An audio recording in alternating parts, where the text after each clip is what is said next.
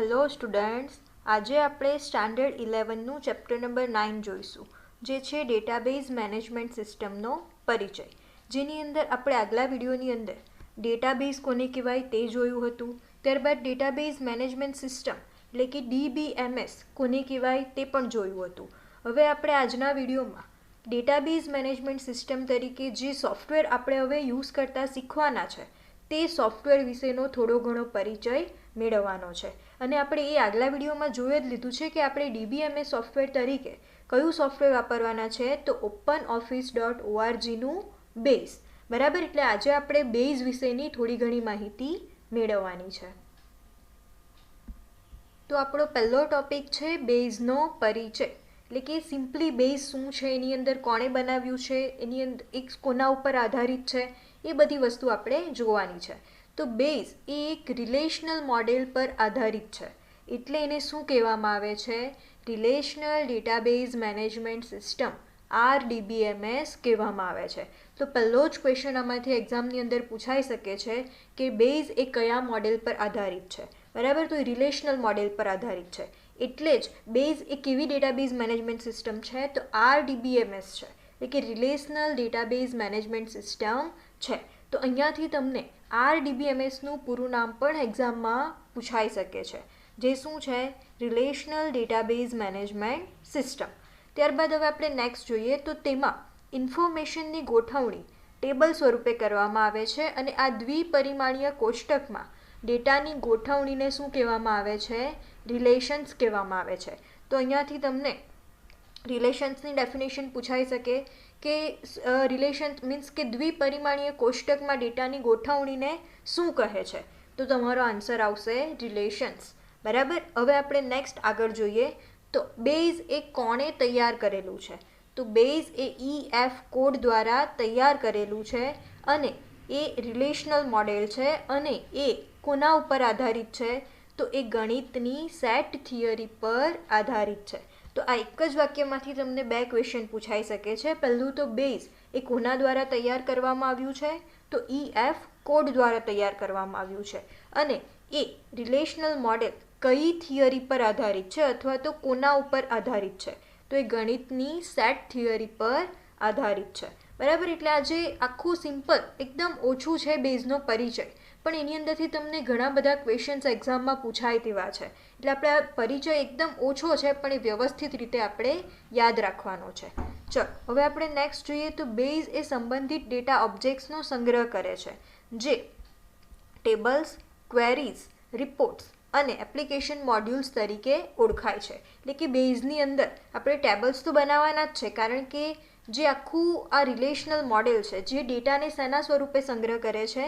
તો એ ડેટાને સંગ્રહ ટેબલના ફોર્મમાં જ કરે છે, એટલે ટેબલ્સ તો બનાવવાના જ છે.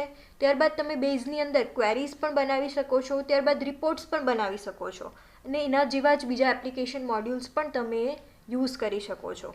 તો હવે આપણે નેક્સ્ટ જોઈએ કે ટેબલ્સ એકચ્યુઅલમાં શું છે, ક્વેરી શું છે, રિપોર્ટ શું છે, ફોર્મ્સ શું છે. હવે એ બધું આપણે થોડું થોડું ડિટેલમાં જોવાનું છે. તો એના માટે સૌથી પહેલાં તો આપણે જોઈએ ટેબલ. એકચ્યુઅલીમાં ટેબલ એ બેઝની અંદર શું છે? તો બેઝ એ RDBMS હોવાથી તેમાં ડેટાનો સંગ્રહ શામાં થાય છે? ટેબલમાં જ થાય છે. તો આમાંથી પણ તમને એક ક્વેશ્ચન પૂછાઈ શકે કે ડેટાનો સંગ્રહ કરવા માટેનો મૂળભૂત એકમ બેઝની અંદર કયો છે? બરાબર, તો એ શું છે? ટેબલ છે. એટલે કે જનરલી આપણે ડેટા શાની અંદર સ્ટોર કરવાના છે? ટેબલમાં સ્ટોર કરવાના છે. ત્યાર પછી હવે આપણે નેક્સ્ટ જોઈએ, તો ટેબલની રચના શાના સ્વરૂપે કરવામાં આવે છે? તો હવે બધાને જ ખબર છે કે ટેબલની અંદર રો અને કોલમ હોય છે. તો હવે રોની અંદર આપણે શું લખવાનું છે, અને કોલમની અંદર શું લખવાનું છે? તો આ વસ્તુ પણ આપણે હવે નેક્સ્ટ જોવાનું છે. તો ચલો નેક્સ્ટ જોઈએ, તો ટેબલમાં કઈ કઈ ઇન્ફોર્મેશનનો સંગ્રહ કરવો અને સ્તંભમાં શીર્ષકો શું રાખવા તે નક્કી કરવા માટે સૌ પ્રથમ આપણે શું નક્કી કરવું પડે છે? એન્ટિટી નક્કી કરવી પડે છે.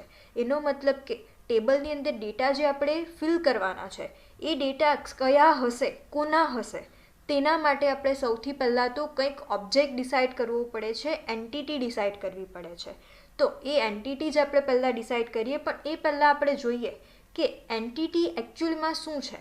તો એન્ટિટી એ વાસ્તવિક દુનિયાનો ઓબ્જેક્ટ છે, જેના વિશેની માહિતી આપણે ડેટાબેઝમાં સંગ્રહ કરવાની છે. તો આ પણ ક્વેશ્ચન એક્ઝામમાં પૂછાઈ શકે છે કે એન્ટિટી શું છે, બરાબર. તો એ વાસ્તવિક દુનિયાનો કોઈ ઓબ્જેક્ટ જ છે અને એના વિશેની આપણે માહિતી શામાં સંગ્રહ કરવાની છે? ડેટાબેઝમાં સંગ્રહ કરવાની છે. હવે જો એના માટે અહીંયા એક સરસ એક્ઝામ્પલ આપ્યું છે કે જો આપણે કર્મચારીની હાજરી માટેની કોઈક સિસ્ટમ બનાવતા હોઈએ, બરાબર, તો એની અંદર એક એન્ટિટી તરીકે કર્મચારી તો આવશે જ, બરાબર. એ જ રીતે આપણે સ્કૂલની મેનેજમેન્ટ માટેની સિસ્ટમ બનાવતા હોઈએ તો એની અંદર એક ઓબ્જેક્ટ શું આવશે? તો ટીચર આવશે, ત્યારબાદ તમે કહી શકો ક્લાસરૂમ આવશે, ત્યારબાદ સ્ટુડન્ટ આવશે, બરાબર. તો આ રીતના જેના વિશેની આપણે માહિતી સંગ્રહ કરવાની છે એ વસ્તુને આપણે શું કહી શકીએ છીએ? એન્ટિટી કહી શકીએ છીએ, બરાબર. એટલે કે વાસ્તવિક દુનિયાનું જ કોઈક વસ્તુ હશે તેને શું કહેવાય છે? એન્ટિટી કહેવાય છે, બરાબર. ચલો, તો આ દરેક એન્ટિટીના એટ્રીબ્યુટ હોય છે જે ટેબલમાં સ્તંભના સ્વરૂપે સંગ્રહવામાં આવે છે.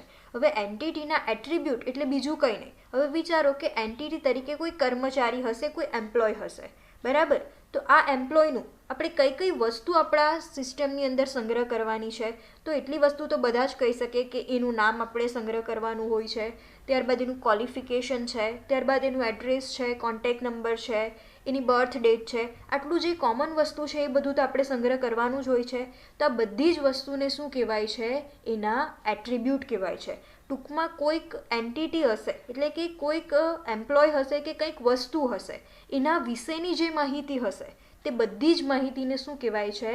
એટ્રીબ્યુટ કહેવાય છે. તો અહીંયા જે રીતે મેં એક્ઝામ્પલ આપ્યું એ રીતે એન્ટિટીના એટ્રીબ્યુટ આપણે ડિસાઇડ કરી શકીએ છીએ. અને એ ડિસાઇડ કરવા માટે આપણી સિસ્ટમમાં આપણે જેટલી વસ્તુની જરૂરત હોય તેટલા એટ્રીબ્યુટ આપણે મૂકી શકીએ છીએ, બરાબર. ચલો, હવે આપણે નેક્સ્ટ થોડું ઘણું આને ટેબલના ફોર્મમાં સમજીએ.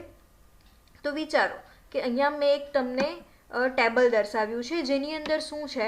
તો મેં ટેબલ તરીકે શું કર્યું છે? તો એક એમ્પ્લોય મીન્સ એક કરતાં વધારે એમ્પ્લોયની અહીંયા ડિટેલ મેં ટેબલની અંદર ગોઠવી છે, બરાબર. એની અંદર સૌથી પહેલાં તો આપણે એન્ટિટી કઈ કહી શકીએ? તો એમ્પ્લોય કહી શકીએ, બરાબર. વિચારો કે આ બધા જ મારા એમ્પ્લોય છે, બરાબર. હવે આ બધા જ એમ્પ્લોય માટેની મારે કઈ કઈ ડિટેલ સંગ્રહવી છે? તો એનું first name, last name, address, city, birth date, joining date, contact number અને ડેઝિગ્નેશન.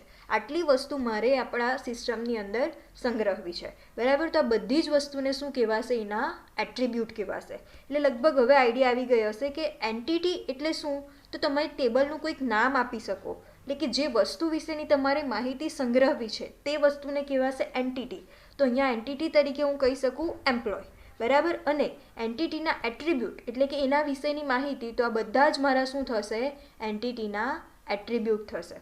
હવે આપણે આ એટ્રીબ્યુટને જ જે આપણું ડેટાબેઝ મેનેજમેન્ટ સિસ્ટમ છે એટલે કે DBMS છે, કોઈ પણ ડેટાબેઝ સિસ્ટમની અંદર એન્ટિટીના એટ્રીબ્યુટને શું કહેવામાં આવે છે?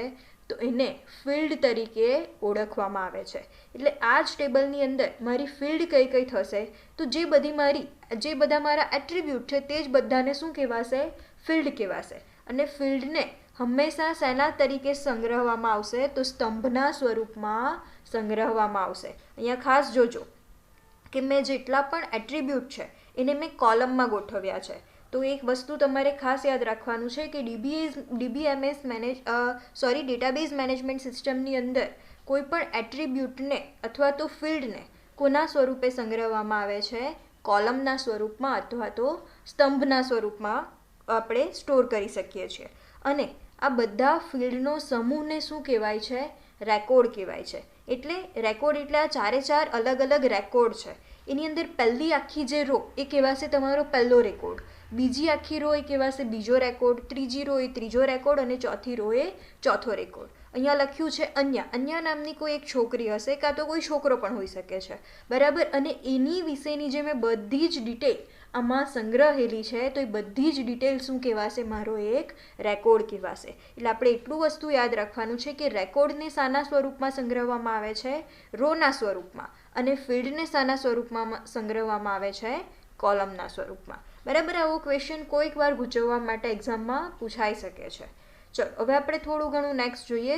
તો ફોર્મ કોને કહેવાય છે અને એનું કામ શું છે? તો DBMS મેનેજમેન્ટ સિસ્ટમની અંદર તમે વિચારતા હશો કે હવે અહીંયા ફોર્મ ક્યાંથી આવી ગયું, બરાબર. પણ ફોર્મનું પણ એટલું જ કામ છે DBMS મેનેજમેન્ટ સિસ્ટમની અંદર, બરાબર. તો આપણે જોઈએ ફોર્મ એ એક ઓબ્જેક્ટ છે જે ટેબલમાં ડેટા દાખલ કરવાની, ટેબલમાં રહેલા ડેટાને સુધારા વધારા કરવાની અને ટેબલમાં રહેલા ડેટાને કાઢી નાખવાની સુવિધા આપે છે. એટલે આપણે હવે એ તો જોયું કે ટેબલ કઈ રીતે એની અંદર આપણે બનાવવાનું છે, બરાબર. એટલે હા, આપણે એ હજી સુધી નથી જોયું કે બેઝની અંદર કઈ રીતે ટેબલ બને છે, પણ આપણે ટેબલ જોઈ લીધું છે કે આ ટાઈપનું ટેબલ એની અંદર બનાવવાનું છે આપણે, બરાબર. તો જે આપણે ટેબલ બનાવવાના છે અને જે ડેટા આપણે એની અંદર એન્ટર કરવાના છે તે ડેટા તમે ડિરેક્ટલી ડેટાબેઝમાં પણ એન્ટર કરાવી શકો છો અને આ જ વસ્તુ તમે ઇઝીલી કરવા માટે શાનો યુઝ કરી શકો છો? ફોર્મનો યુઝ કરી શકો છો. એટલે જ તો અહીંયા ફોર્મ પણ એક ઓબ્જેક્ટ કહેવાશે, બરાબર. તો યાદ રાખજો, ફોર્મની ડેફિનેશન પણ કોઈક વાર એક્ઝામમાં પૂછાય છે કે એવો કયો ઓબ્જેક્ટ છે કે જેની મદદથી આપણે ડેટા દાખલ કરી શકીએ છીએ, સુધારા વધારા કરી શકીએ છીએ અને ડેટાને ડિલીટ પણ કરી શકીએ છીએ. તો એ છે ફોર્મ. અને ફોર્મની અંદર કયા કયા વસ્તુનો સમાવેશ થાય છે?